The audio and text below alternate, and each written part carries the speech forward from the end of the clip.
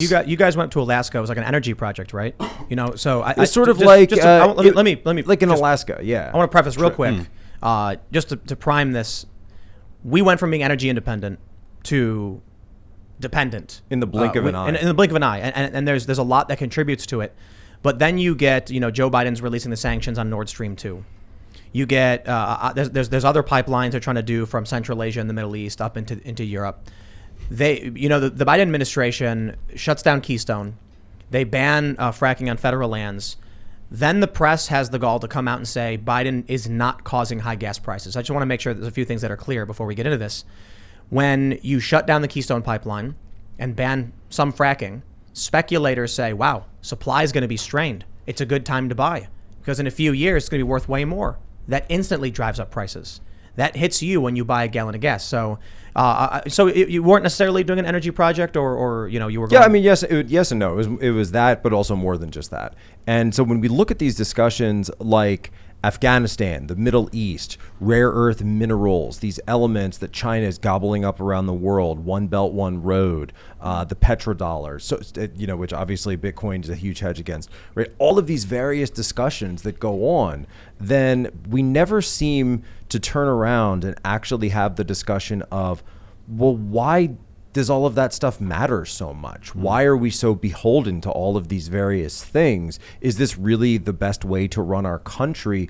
What if, you know, and I say this on Twitter, and I've been saying it more since I got back from Alaska, is what, you know, I don't want to go straight full Fortress America, right? You know, I want to have commerce, obviously, I want to have trade, but at the same time are we running our country in a way that's most beneficial for the American people who live here now, today? And are we developing our own resources for the benefit of our people versus putting ourselves at the mercy of these cartels like OPEC, which is a cartel, literally, the actual Mexican cartels, et cetera, and all of these other various things, because we've gotten ourselves head over heels for these international agreements rather than just looking internally, seeing what we have here and helping the people of this country. What if we spent $2 trillion and deployed our military to Alaska to nation build in Alaska? The resources, the potential energy. I know.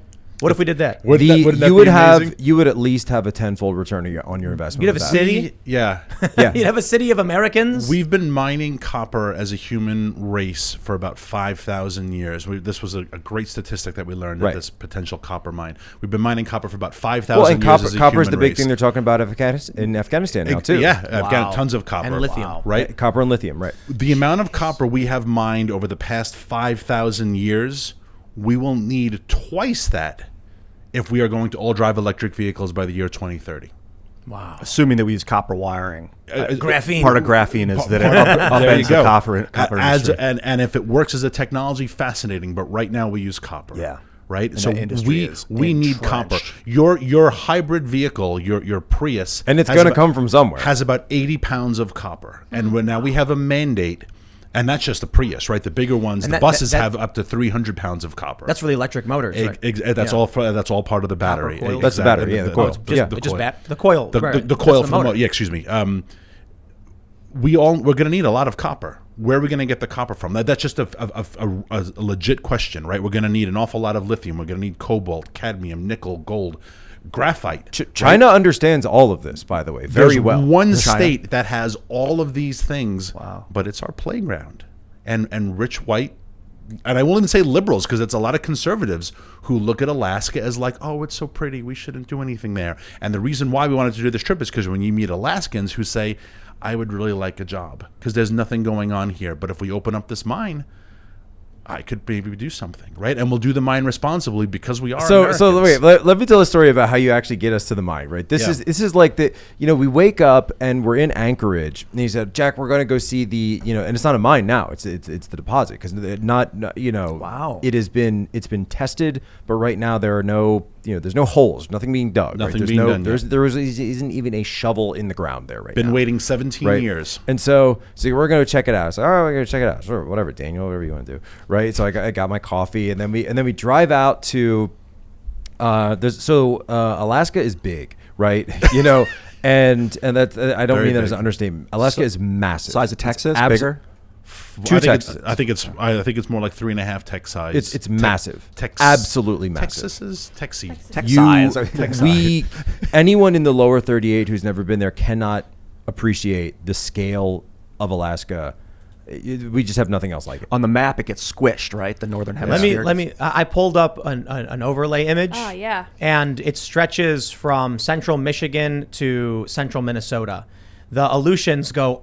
If you are in Alaska, in the easternmost point, you are in Florida, and the westernmost point, you are in Sacramento. Yeah. Right. Whoa! Yes. Yeah. That is big. It stretches from coast to coast. To be fair, that's the Aleutian Islands. If you include the Aleutians. So if we want to say just the main landmass, I think it would be fair to say Florida to New Mexico. New Mexico. Jeez. Yeah.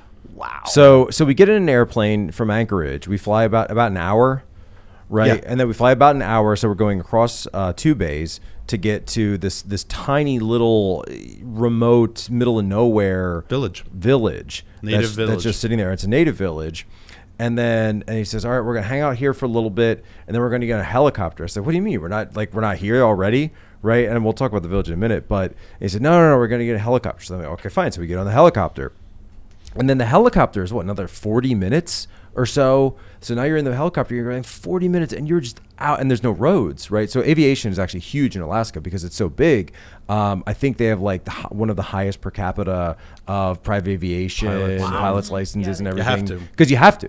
If you want to get from point A to point B, the roads are they're not great, or they don't exist in many cases, and so we're in the helicopter, and a New Zealand pilot, actually Kiwi, and told to look out for bears. You're told to look out for bears. Look out for bears because they attack. I was petrified. We get up there. You totally were. I've done this so many times that I'm afraid of bears. And so it took us no, we weren't armed. But we did have a helicopter though. So pretty good arm. We get all the way out there.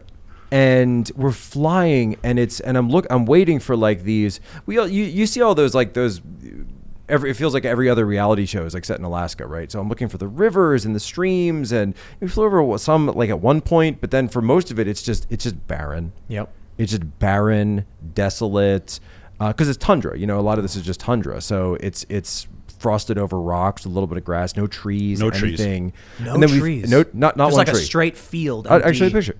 Just it literally you just sit no trees whatsoever. Just field and little tiny brush. Do you think we could seed bomb pine trees up there? And so we get there, They won't grow. and we land, and I'm like, all right, Daniel, you made me wake up at 6 a.m. to get all the way out here, and it's for this. 1 second. I gotta see Wait, I this. can't see it. Yeah. It's the same thing as what I was imagining. It's barren it's wasteland. Just barren wasteland. It's just nothing. I mean, not wasteland. Literally barren land. Just Trying to find nothing, a picture of it. right? And I'm like, what is this? And Daniel looks at me and he says, Jack, underneath your feet right now is over $1 trillion in copper. And in 6 months, that'll be 1.3 trillion. Yeah. Exactly. And I'm looking at him like, did we bring shovels? Yeah. Let's get the copper, Daniel. Let's what are you doing? And he's like, we're not allowed. Like, who says? Washington. Mm-hmm. And that's kind of where I'll lead to this, but that's kind of where it blows your mind that you're just out in. And by the way, that's only one valley, right? Mm-hmm. You could go to the next valley and the next one over, and there could be. That's all we know about, right? I understand, environmentalism for sure. Sure, but we're not talking about taking a this is not a national park fifth of Alaska and blowing it up. We're talking about. Probably what is it, square mile or what is even in that? Is it even that? Oh, it's probably a square mile. That's probably inaccurate. Just a square mile in Alaska, which is. And I'm sorry. It is not a postage stamp on a football field. What if we just took that $2 trillion over 20 years instead of Afghanistan and said, hey, I got an idea. Let's nation build in our nation. And not even Alaska. We got Wyoming and Montana. How about that? The reason why we're doing it is not environmental reasons. That's the facade is environmental reasons, environmental concerns. The reason why, which is why I started this organization and got into the business, because the people who own copper rights in other countries fund groups like the Sierra Club and the National Resources Defense Council and Earth First and Environmental Defense Fund. They fund these groups to say we have to protect the earth because they own the mineral rights in Chile, Afghanistan, the Taliban is going to now sell them all to China. Right. They own them this in other is the countries. This is the big thing with the Afghan. That is with the whole Taliban purpose of the energy. and China. So China going in, all those photos you're seeing around of China meeting with the Taliban leaders, right? This is all about the copper and the lithium deposits in Afghanistan. And I'm sorry, the 17-year-old like kids like with the tambourines and the hacky sack who is saying we got to protect the earth, you are a puppet. So you've never been there. You are a puppet of a huge conglomerate that does not want $1.3 trillion worth of copper on the market because it will affect commodities prices. And so they want to keep it in places that have no OSHA, have no. Imagine a copper mine. Which, by in the way, another country. this is imagine what was a going copper on. mine in Indonesia. I would encourage you to look up copper mine Chile waste. Copper Chile waste, giant strip mines, massive pools of like this colored liquid that's apparently super toxic. So I mean, you don't think devastation. the EPA in Chile is there making sure that? So you're saying there's there's less regulations. That's the reason why we like to mine in other countries because you can use 8-year-old girls, right? Have Let's talk about where that cobalt's coming in the from. Congo, right? The largest cobalt producer. The mines are owned by China, but they're in the Congo. 30,000 children slaves work there right now. I'm guilty. I have cobalt in my iPhone as we talk. So you admit it? Absolutely. it turned out. But we just pretend that it's not happening. Now we could mine cobalt in other countries, but it would be expensive. So let's just use the slave children in the Congo because no one cares about the slave children in the Congo. So when we want to open up a lithium mine in Alaska or a cobalt mine or a gold mine or a copper mine, rather than hurt prices, we hire a bunch of hippie kids to say protect the earth, and we start a group called Moms Against Asthma, and we fund all of these different people, and they go and they bang and they cry and they talk about raping the earth, and it is all just one. But it is all a there's huge another piece. lie. There's another piece It's a to this huge though. lie. So it's after we get back from there, and and you have that idea, right? And plus, if you actually look at the history of Alaska, so Alaska was a territory for a very, very, very long time, since like post-civil, almost 100 years, like post-Civil War on out. And people didn't want to make it a state originally because they were concerned that it wouldn't be self-sustaining, because they were thinking, hey, this whole area is just a wasteland. Why should we give them statehood? We're going to have to completely carry them. They're going to pay their way on the way. This is before, but then oil is discovered up there. And so in the 1950s, I think it's 59. They started the pipeline. They get the statehood. Yep. So they get state, and they say, well, wait a minute. Okay, now you have the ability to sustain yourselves. There is a reason we are going to give you statehood, because then that will give us access to the resources down here that we need in the lower 48. So the whole idea of Alaska was that you will be given statehood, and that we will then be able to develop these resources for the betterment of the American people throughout the country, right?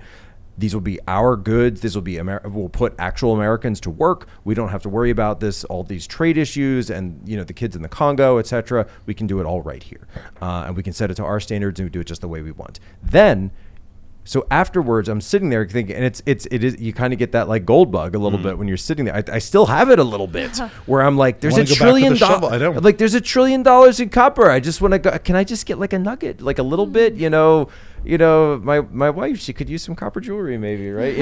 And she didn't come with us to the the wasteland, and but then he took us to the village, and I got to tell you that of everything that we did, and we also went up to Prudhoe. We did some of the touristy stuff while we were up in Alaska, but this village that we went to, the native village, I can't get some of the images out of my head, and I can't get some of the stuff so we met with the leaders of the village, and I can't get some of the stuff that they told me out of my head. The amount of poverty that they live under, 60% unemployment in these towns, right? And the towns are they're dying because there's no job. It's so remote. So people understand, it's so remote. They have one little building where they have that, that's the school.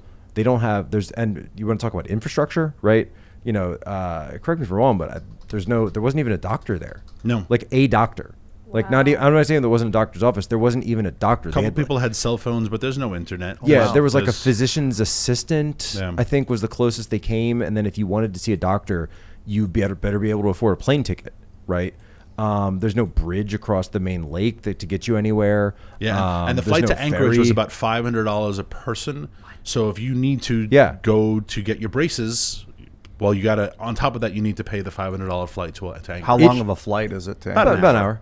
Yeah. And it reminded me of just some places I've seen in Southeast Asia. Damn. Right, So you think places that that I've been to. the But this is America. This is the United States of America. You These think are that American citizens. the government is kind of like, I asked you this before the show, you guys, that they basically are ignoring these people because they're the descendants of natives?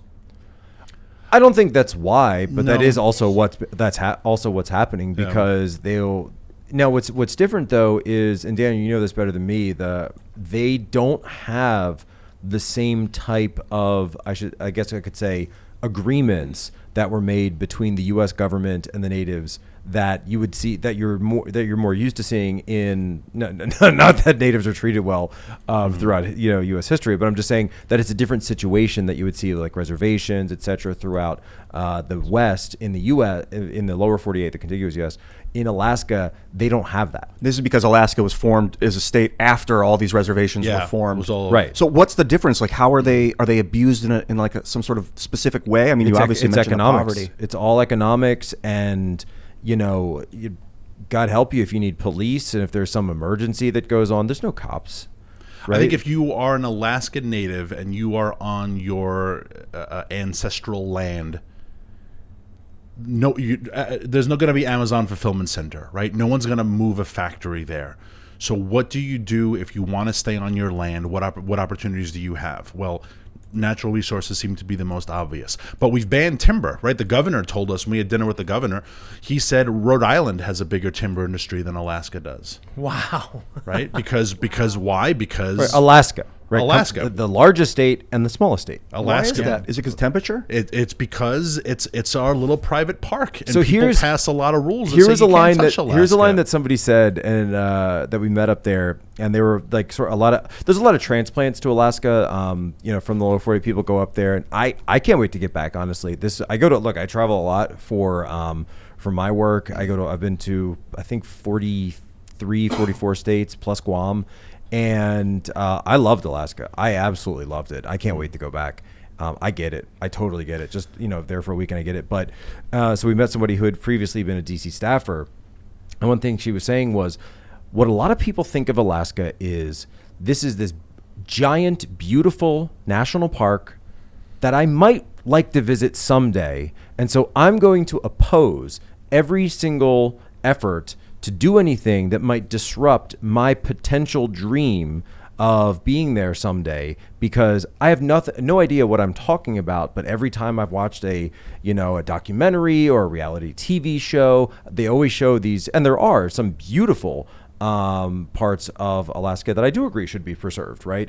And we're not talking about those areas. We're not talking about those national parks. We are talking about these wastelands, Deserts, and essentially deserts, right? It's tundra is a type of desert, Arctic deserts that have resources that are incredibly valuable to our people. Number one, to our development, to our progress, and add additional benefit. We don't have to deal with China. We don't have to deal with the Taliban. We don't have to care about any of this stuff anymore because it's right there. And we can do it with soil. environmental stewardship. We can do it with respect for the earth and native communities. And we get the taxes and we get the jobs. I mean, the fact that the president was on the one hand closing down ANWR leases and then saying we want OPEC to produce more oil. You say, well, wait a second. Why? You're acknowledging that global climate change is a myth. Because if OPEC is producing more oil, then that's global climate change. So right off the bat, your arguments about climate change, you've dismissed them by this statement. But if OPEC can produce the oil, why can't America produce the oil? Why can't we get the jobs? Why can't we get the tax revenue? Beyond that, real quick, I mean, there are many. We have hyper-centralized in many cities in the United States. Why aren't we investing in some of these dying towns Before we get off of that, or new places like Alaska? you got to talk about the general store. Oh, and just the prices of things. Just tell a story. I mean, we go to this little store, which is the store in town. And I remember. So what town was this? The little town is called Iliamna, Iliamna, Alaska. How do you spell it? ILI. It was there it is. Iliamna. Iliamna. Yep. Yeah. Iliamna. And it's next to Beautiful name, isn't it? Yeah. It's one of the largest lakes in America. Actually, is Lake Iliamna, the lake that no one's heard of. It's one of the largest freshwater lakes in America. I'm like, where's the Disney movie, right? Where's the Kingdom of Ilion, Treasure Was of it Ilion? Ilianma Trading Co.? That's the store. Was that the store? That was probably the name of the That may have been store. the store, yeah. So I did take some photos, Was it and blue building? I should have Yeah, given to you in blue, yeah. advance so I could show them to you. So this box You, of you got like everything there has to be brought in by he plane. has to show you the pictures because Everything has you to be would brought in by not plane. believe him. This box otherwise. of Apple Box of Apple Jacks, Jacks. $10.58. $10.58 box Apple Jacks. Family size frosted mini wheats, Oh. $10. $22.50. Whoa! Half gallon of milk, $16. It's gonna be more. $13.49. One of the women You talk about food shortages. This is where one it's of the going. women said That's food shortages. Yeah. soda is cheaper than milk. And she said, Disgusting. and when you are seeing American moms put Sprite in a baby's bottle because they can't afford milk, we have a problem as a country. And then, but we're saying, but you can't open up Pebble Mine because it's bad for the environment. But the local native women who are literally putting Sprite in their kids' bottles because they can't afford milk, that's not my problem. Thanks for checking out this clip from the Timcast IRL podcast. If you want to see the full show, come back to this channel, youtube.com/TimcastIRL, Monday through Friday at 8 p.m., where you can leave comments and super chat, and we actually will read your comments on the show. Don't forget to like, share, subscribe, and if you want exclusive members-only content, segments you can't get anywhere else, go to timcast.com, become a member, and we even have full bonus episodes. Thanks for hanging out, and we'll see you all next time.